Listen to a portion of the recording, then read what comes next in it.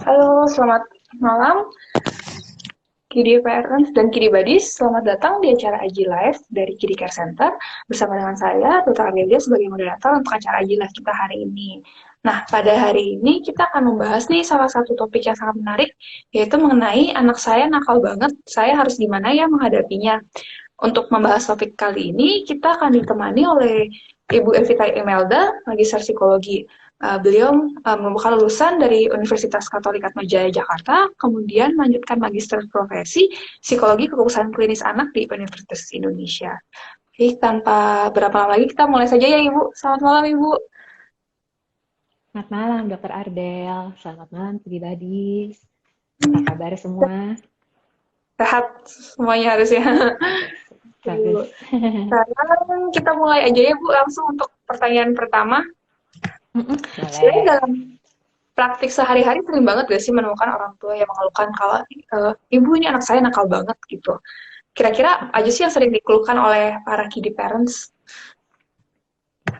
Oke, sering banget sih ya menemukan atau mendapatkan klien atau pasien yang datang ke Kiddy Care. Keluhan awalnya itu eh, anaknya nakal gitu, anaknya bandel banget gitu, nggak bisa diatur sampai orang tuanya merasa perlu untuk datang dan berkonsultasi gitu. Nah, biasanya gitu mula-mula tuh kalau ada keluhan seperti itu saya akan bertanya dulu, ini nakalnya kata siapa gitu ya?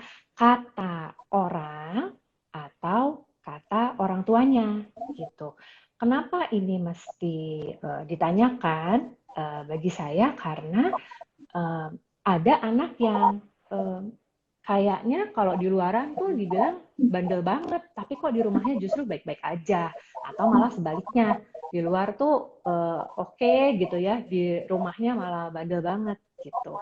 Nah, karena pemahaman orang atau judgement orang terhadap anak-anak tuh macam-macam bervariasi gitu ya. Keluhan utama yang sering didapatkan itu biasanya dari sekolah gitu ya, karena kan anak-anak itu banyak sekali waktunya dihabiskan di sekolah. Jadi biasanya guru-guru itu eh, kasih laporan nih ke orang tua gitu ya, kalau anaknya misalnya nggak mau ngerjain tugas gitu, biasa aduh anaknya nakal nih bu, karena suka kalau disuruh dikasih tugas suka nggak mau dikerjain, atau misalnya uh, isengin temennya gitu ya, isengin teman atau malah udah sampai mukul atau dorong temennya gitu. Nah, um, ini kita juga harus lihat gitu, apakah ini juga muncul di rumah perilaku-perilaku ini, atau hanya di satu settingan situasi saja gitu, tidak di semua tempat gitu.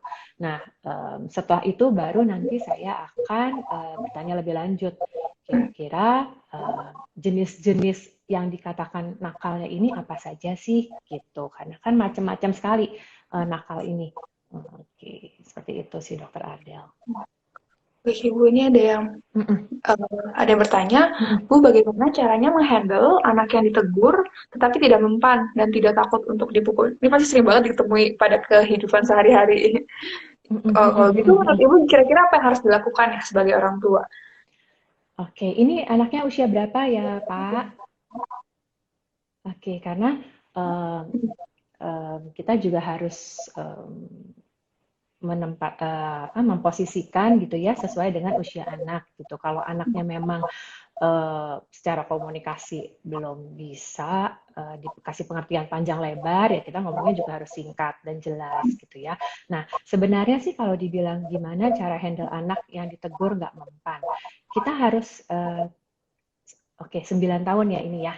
9 tahun ya. 9 tahun sebenarnya sudah bisa untuk diajak bicara baik-baik sih Pak ya, gitu. Nah, yang perlu diingat orang tua, kalau anak tidak mau mendengar kita atau kita ngomong apapun rasanya nggak mempan, itu berarti ada miskomunikasi. Artinya adalah bahwa anak ini tidak merasa didengarkan. Balik lagi sih sebenarnya Dokter Arda, kita kan pernah IG live juga tentang cara komunikasi ya. Oh, gitu. betul. Nanti mungkin bisa dilihat di IG Live yang sebelumnya gitu ya. Nah, intinya adalah bahwa pasti ada sesuatu yang nggak nyambung nih gitu. Apakah orang tuanya memang tidak memahami kebutuhan anak, karena anak itu kalau terus-menerus melakukan sesuatu pasti kan ada alasannya. Apakah alasannya itu memang dia butuh untuk melakukan itu, atau dia melakukan itu karena dia merasa perlu untuk menarik perhatian orang tuanya gitu. Jadi kalau tadi dibilang kalau dipukul juga nggak mempan gitu. Nah, saya sih tidak sarankan ya untuk dipukul gitu. Kenapa? Karena memukul itu hanya mengajarkan anak untuk menyakiti gitu ya, untuk apa sih, boleh dia juga kalau misalnya lagi kesel dia pukul gitu, dan itu akan dilakukan ke orang lain lagi gitu, atau ke temannya atau ke saudaranya gitu ya. Jadi sebaiknya memang tidak melakukan tindakan atau apa namanya, hukuman fisik kepada anak gitu. Akan lebih baik kalau diajak ngomong baik-baik, ditanya apakah memang pada saat situasi tersebut anak bolak-balik dikasih tahu dan tidak mau, ini karena memang dia ya itu tadi mau menarik perhatian, atau dia justru merasa butuh untuk melakukan itu terus-menerus gitu. Jadi harus dikenali dulu sih sebabnya apa. Seperti itu, dokter. Kadang mungkin juga orang tua kalau misalnya ada yang melihat anaknya nakal atau sering jadi gemes, terus langsung ingin marah spontan gitu, Bu. Kira-kira apa sih yang perlu dilakukan sebelumnya? Uh, pasti ya kalau udah ngelihat anak bolak-balik melakukan hal yang sama yang sudah dilarang terus menerus gitu, akhirnya otomatis orang tua akan marah atau teriak gitu.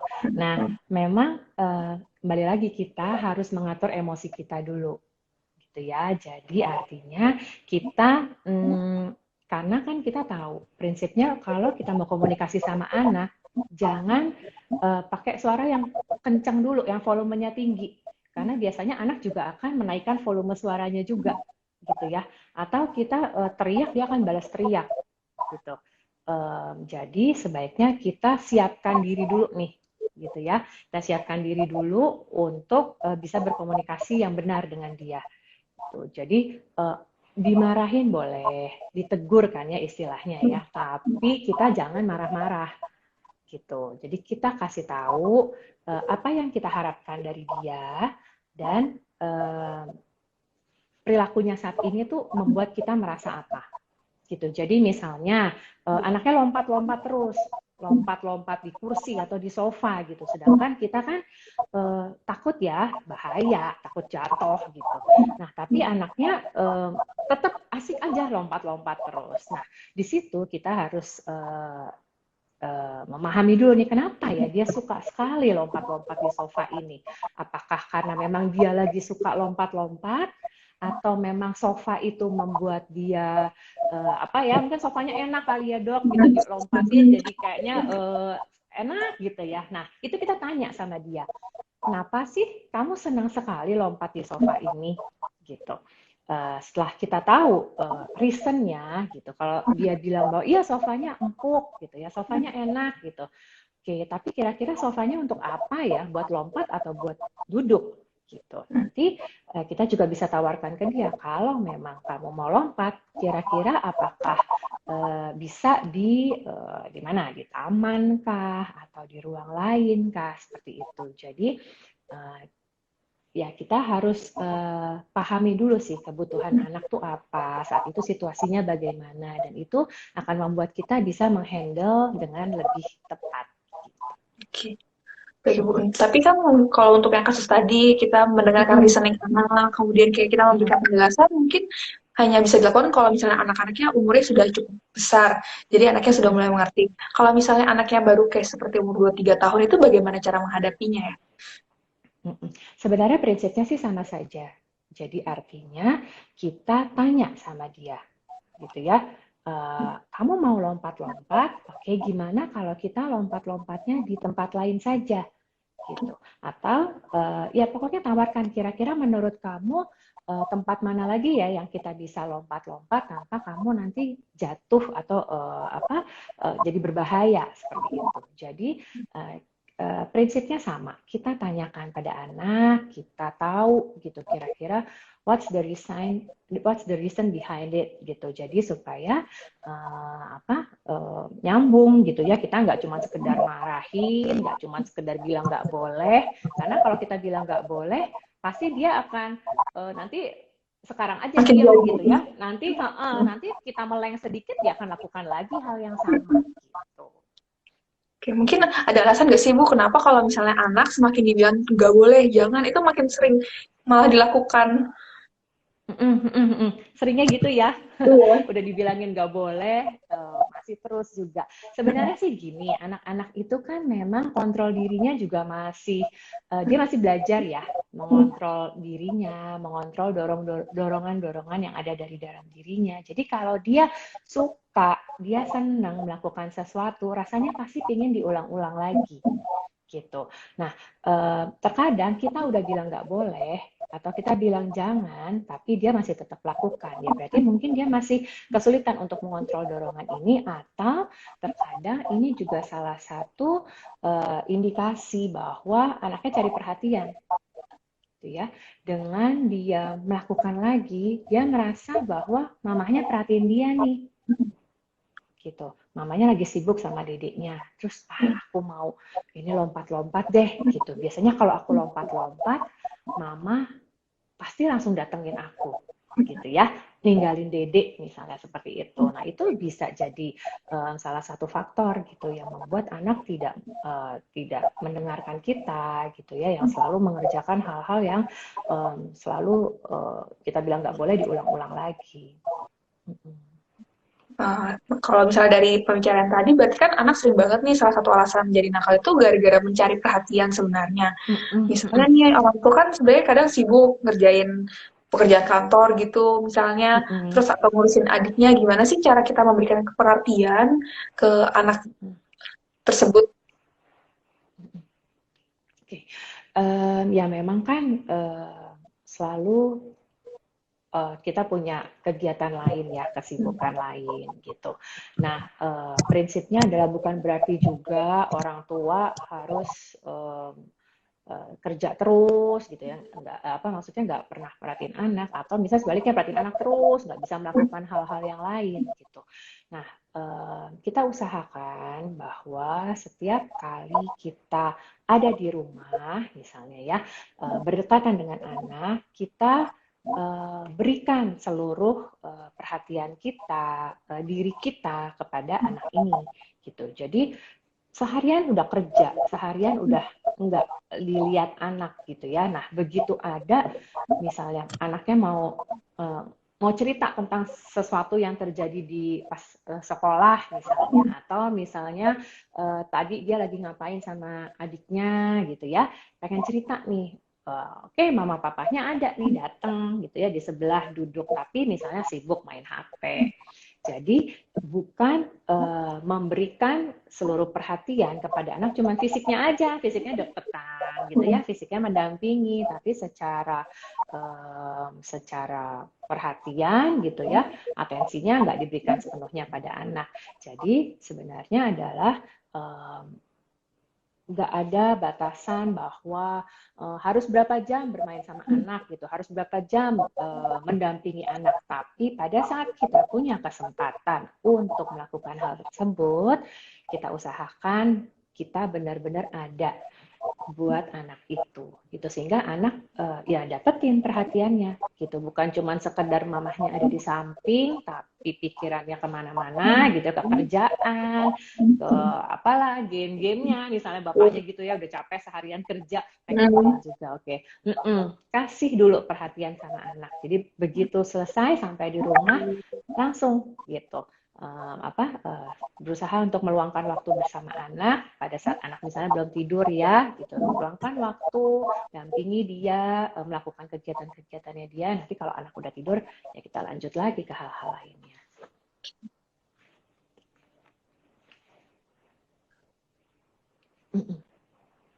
Kemudian Ibu, ini ada pertanyaan, bagaimana cara menghadapi anak yang mudah sekali marah. Mungkin sering melempar tantrum maksudnya. Tantrum ya ini ya. Oke. Hmm. Ya, memang kalau misalnya anak sering kali marah, kembali lagi kita harus lihat situasinya saat itu lagi apa sih gitu. Jangan-jangan perilaku marahnya itu memang karena kita tidak memahami situasinya tuh lagi apa. Misalnya nih, anak lagi asik main, kita suruh-suruh dia tidur gitu, pasti nggak mau kan gitu, pasti menolak gitu. Nah, berarti kita coba untuk memberikan dia pilihan gitu. Anak itu senang loh kalau punya kendali atas dirinya. Senang dalam artian anak jadi merasa bahwa dirinya berharga. Anak jadi merasa bahwa dirinya itu bisa, mampu menentukan sesuatu gitu. Nah, kalau kita kasih dia pilihan, kita mengajarkan dia untuk memilih dan mengambil keputusan kan, gitu. Jadi misalnya, oke, adik belum mau tidur, kira-kira berapa menit lagi kita harus, mama harus menunggu gitu ya, berapa menit lagi kamu baru mau tidur gitu. Jadi kita kasih batasan juga boleh. Kalau anak yang lebih kecil kita bisa kasih misalnya pilihan 5 menit lagi atau 8 menit lagi misalnya. Jadi biarkan dia memilih. Nah, itu akan membuat anak jadi tahu bahwa ada limitation-nya gitu, ada batasan, tapi dia harus melakukannya gitu. Daripada dia lagi asik, kita ayo tidur tidur tidur gitu ya, itu bikin anak kayak nggak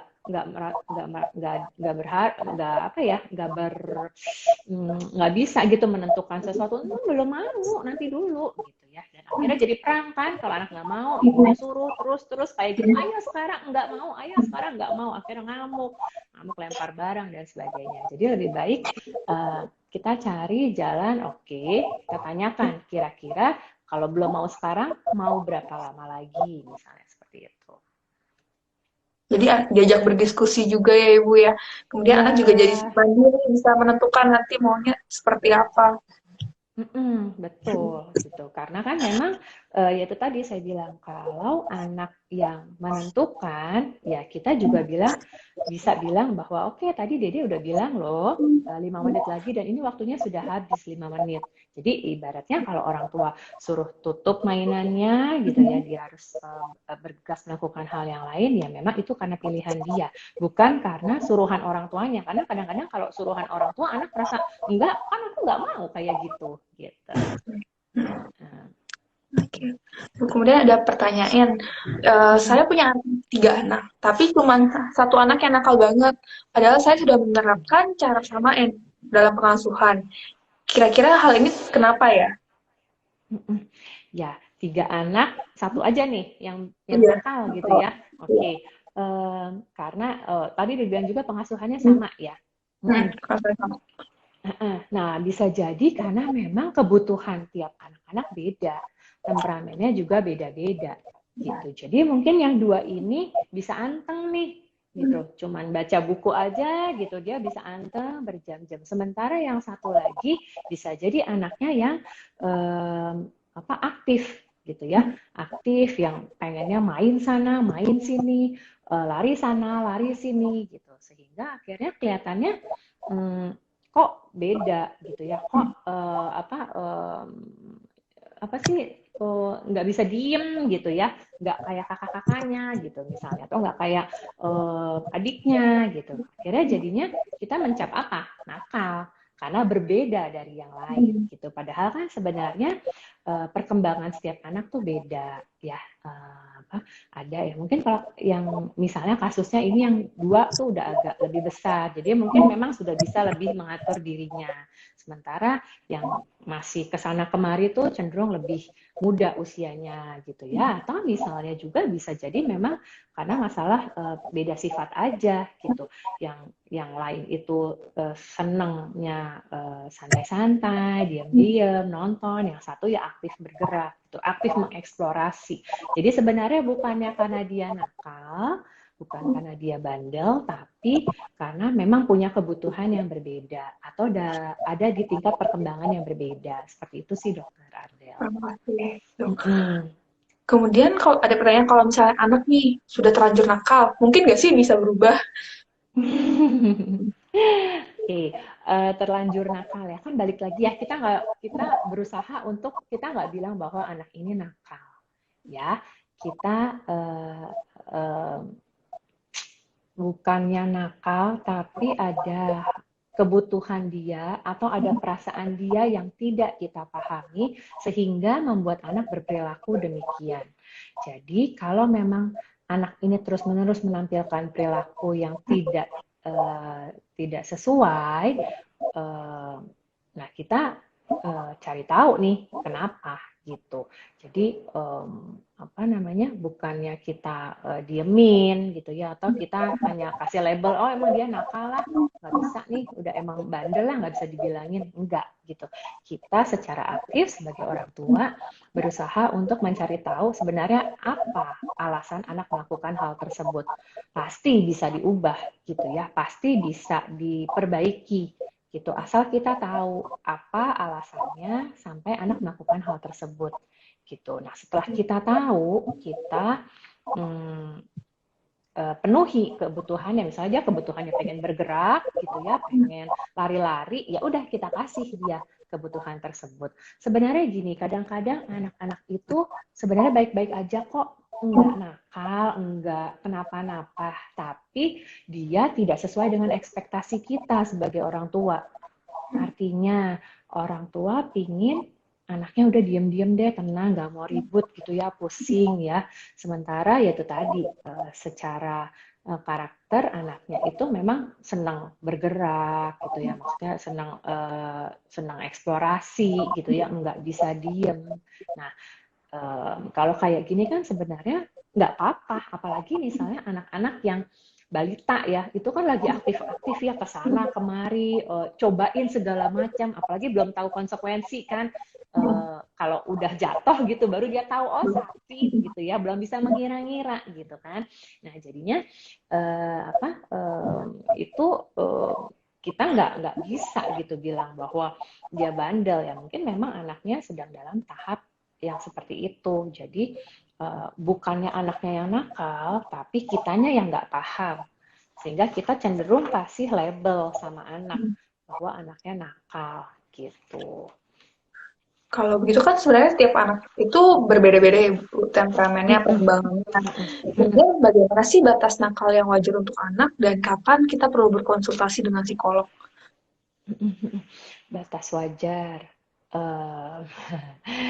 Semua yang balik lagi, kita harus tahu ya, kita harus lihat situasinya, kita harus kenali anak kita harus pahami kebutuhan dia, kita harus pahami perasaan dia, gitu. Nah, jadinya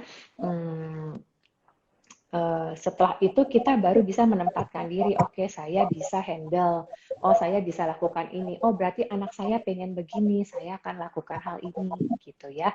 Jadi kalau ditanya batas yang wajar, ya selama kita masih bisa menghandle-nya, kita tahu dan misalnya anaknya ada perilaku tertentu yang dia lakukan terus-menerus gitu ya, sesuatu yang kita tidak sukai. Kemudian kita coba mencari tahu, kita pahami kebutuhannya, kita pahami perasaannya, kemudian kita coba lakukan hal tertentu dan akhirnya perilaku ini berkurang, ya berarti kita masih bisa handle kan. Gitu. Oh ternyata cara itu tepat ya bisa dilakukan pada anak ya itu oke aja gitu. Tapi kalau kita sudah kewalahan gitu, kita udah coba cara A, B, C, D kok nggak ada yang membuahkan hasil ibaratnya seperti itu, ya udah kita berarti sudah waktunya untuk pergi bertanya kepada ahlinya gitu untuk berkonsultasi kira-kira apa yang harus dilakukan untuk menghadapi anak ini. Oke. Kemudian pertanyaan selanjutnya ini sering banget ditemuin nih. Kalau misalnya anak-anak seringkali nakal di sekolah, terus tidak mau memperhatikan pelajaran, tidak mau bikin tugas, kira-kira sebagai orang tua apa yang perlu dilakukan ya? Karena kalau misalnya anak-anak seperti itu makin disuruh belajar, makin disuruh bikin kerja tugas, pasti makin gak mau belajar. Oke, kita harus cari tahu dulu sih sebenarnya beneran gak mau belajar atau dia mau tapi dia masih melakukan hal-hal yang lain dulu. Itu artinya kan anaknya belum tahu prioritas. Ya, jadi kalau seperti itu kasusnya ya berarti kita ajak ngomong dulu nih, gitu. Kamu nih ada PR nih, ada tugas, gitu ya. Kira-kira kapan kamu mau kerjakan? Karena ini tugas harus dikumpulin atau ini tugas harus dibawa besok nih, gitu. Due date-nya besok nih, gitu. Kira-kira kapan kamu mau kerjakan? Nah, itu akan anak kan memilih ya, seperti tadi memilih gitu, karena dia belum tahu prioritas. Nah, kita ingatkan dia sih hal-hal yang memang dia mungkin nggak bisa untuk menentukan mana yang harus dia kerjakan lebih dulu. Itu bila terkait dengan prioritas atau bisa jadi memang tugasnya terlalu banyak sehingga anak melihatnya juga udah males duluan gitu. Nah, berarti kita coba untuk bisa memperkecil tugas-tugasnya ini supaya tidak langsung brek sekaligus banyak sehingga anaknya udah keburu males duluan. Itu kan memang ada anak-anak yang gitu ya, Dok. Artinya ada yang emang tekun gitu mau dikasih kerjaan tugas gimana pun pasti dia oke aja ngerjain. Tapi ada anak-anak yang memang bawaannya senangnya masih misalnya masih memang usianya masih main, jadi senang main dulu gitu ya. Tapi kan tetap harus diajarin tanggung jawab. Nah, berarti kita pilah-pilah gitu. Karena kalau mengerjakan satu tugas ini sekaligus mungkin bisa 30 menit sendiri atau 1 jam sendiri. Wah, buat anak tuh mendingan dihindari aja deh sama sekali gitu ya daripada aku 1 jam mesti capek-capek. Jadi ya kita perkecil tugasnya. Jadi misalnya oke, kamu kerjain 5 soal pertama dulu, terus kamu boleh main, nanti kita lanjutin lagi ya 5 soal yang berikutnya gitu. Itu juga akan memudahkan anak untuk mengatur dirinya sih. Seperti itu. Mungkin kadang ada juga Atau yang sebenarnya anak-anak itu bukan males, tapi takut sama pelajarannya. Kira-kira kalau kayak gitu gimana ya, Bu? Menghadapi ketakutan anak tersebut. takut sama pelajaran gimana maksudnya, Dok? Misalnya kayak mau urgent ulangan matematika nih, takut sama pelajaran mat, jadi nggak mau belajar yang kayak gitu. Oke. Ya kan balik lagi kalau misalnya dia nggak mau belajar, nanti dia akan dapat konsekuensi kan, gitu. Misalnya nilainya jadi jelek, atau misalnya ya kalau karena nilai jelek jadi dimarahin sama mamahnya, gitu. Nah, memang pada akhirnya kita harus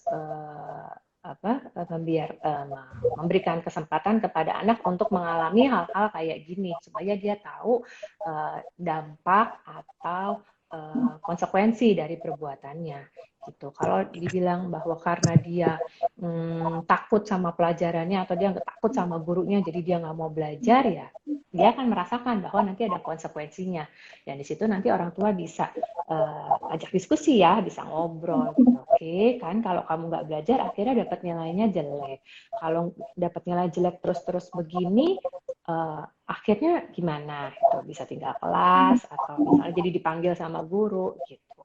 Nah kira-kira menurut kamu sebaiknya apa ya yang harus dilakukan supaya menghindari nilai jelek yang berulang-ulang gitu. Jadi diajak diskusi si anaknya ya, gitu supaya akhirnya dia punya muncul insight dari dalam dirinya. Oke, berarti ini nih yang harus saya lakukan seperti itu.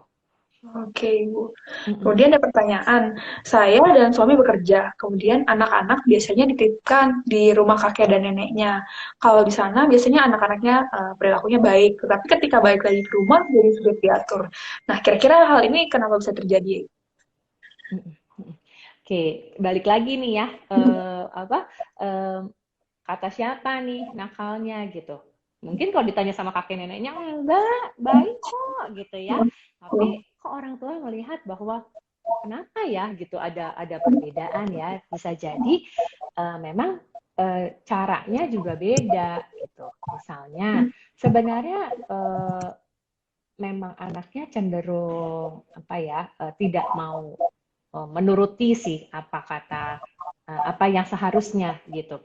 Tapi karena ada di dua situasi yang berbeda, bisa jadi mungkin di tempat kakek neneknya perilaku itu tidak tampak. Kenapa? Karena misalnya dimau-mauin aja, gitu ya. Kalau nggak mau makan sendiri ya udah disuapin, gitu ya.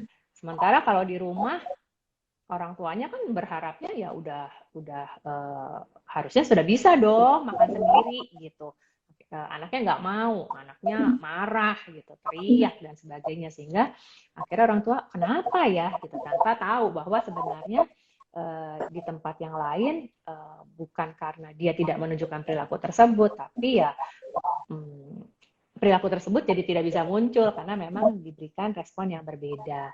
Atau misalnya ya bisa jadi juga orang tuanya sibuk bekerja gitu, sehingga pada saat di rumah ya kayak tadi cari perhatian kan gitu. Waktu di tempat kakek nenek perhatiannya full, dapet deh pokoknya, diperhatiin, diliatin, ditemenin, diajak ngobrol gitu.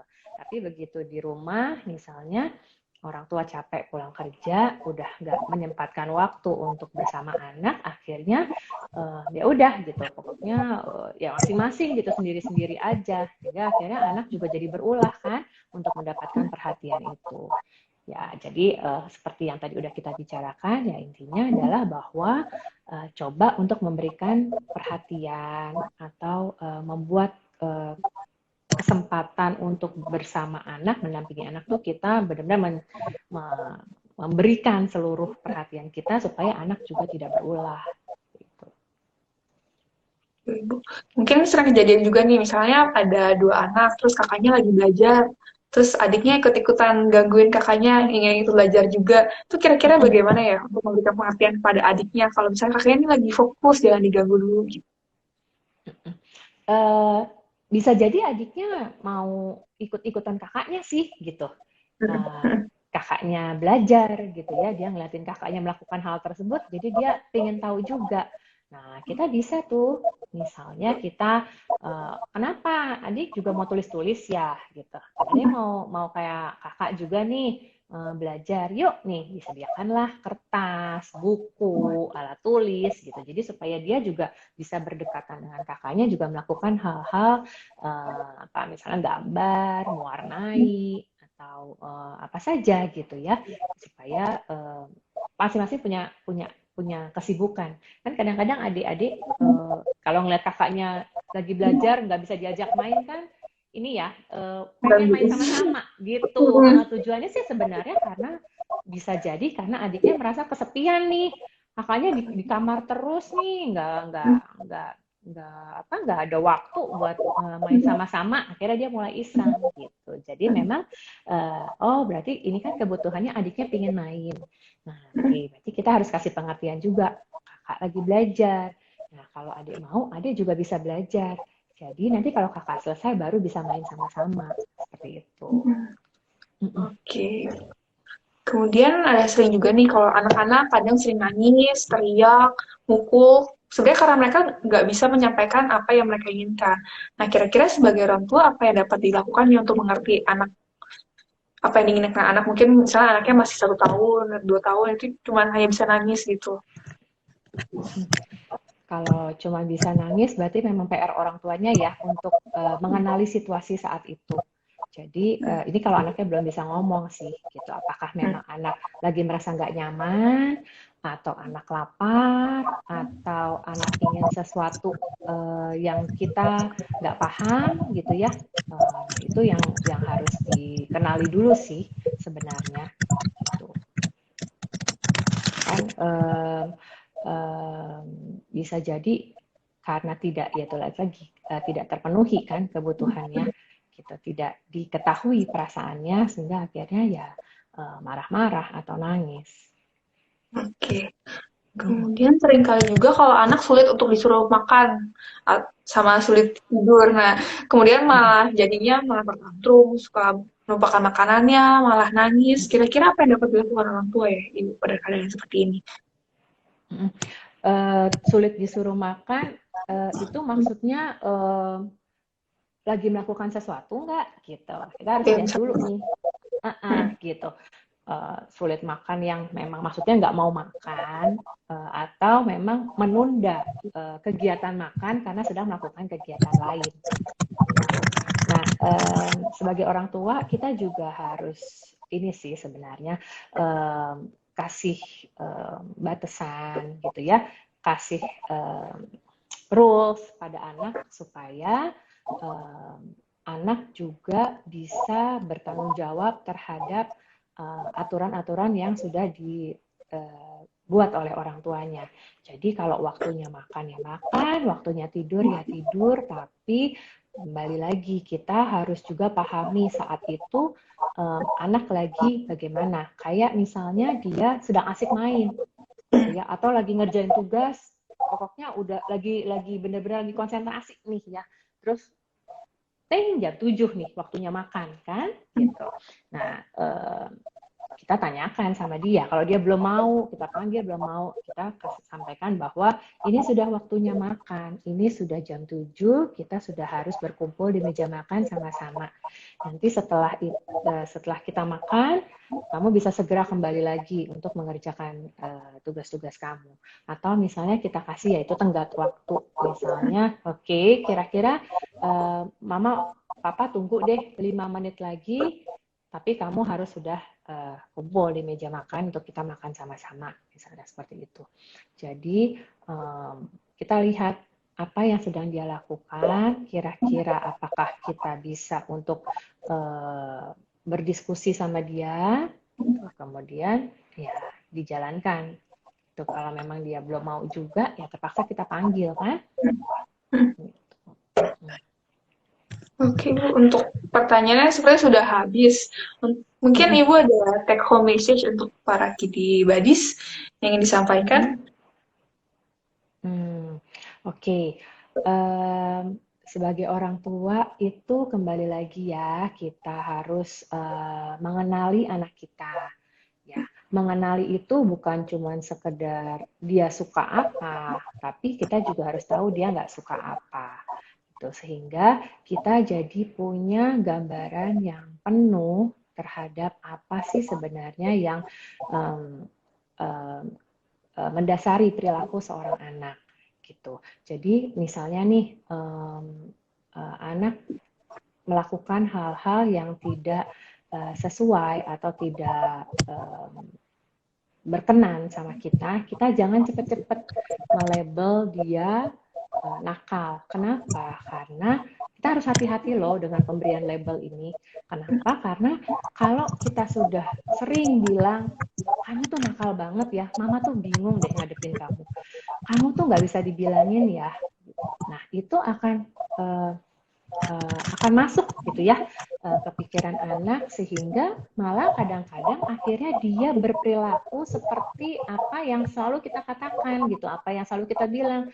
Oh oke, aku nakal gitu ya. Oh kalau anak nakal tuh biasanya begini nih gitu, malah justru dilakukan akhirnya gitu. Nah jadi pemberian label ini juga harus sangat dihindari sih sebenarnya gitu ya. Apalagi label-label yang negatif itu tidak menguntungkan sama sekali buat perkembangan anak. Jadi sebelum kita mengecap anak kita tuh nakal, bandel, nggak bisa dibilangin, susah diatur, kita harus sebagai orang tua tahu dulu nih sebenarnya apakah memang anak berperilaku begitu itu memang dari dianya, atau sebenarnya itu respon dia terhadap kita gitu. Jadi kalau dia lompat-lompat, kita marah gitu ya. Itu kan membuat anak jadi merasa bahwa oh saya diperhatikan, itu yang tadi ya gitu. Nah jadi misalnya atau kita nggak ngerti gitu dia maunya apa. Nah akhirnya kita harus belajar untuk memahami, untuk mengenali sebenarnya apa sih yang dibutuhkan anak, apa sih perasaannya saat itu. Gitu. Dengan demikian akhirnya kita juga tidak gampang untuk memberikan label nakal atau label nggak bisa diatur gitu. Semua bisa dikomunikasikan sih Dokter Ardel, ya bisa didiskusikan. Gitu. Oke, baik Ibu. Sekian untuk Ajila pada hari ini. Terima kasih telah memberikan insight buat kita semua. Selamat malam Ibu. Terima kasih. Selamat Terima malam Kiri Badi kasih. semuanya. Salam sehat. Nah,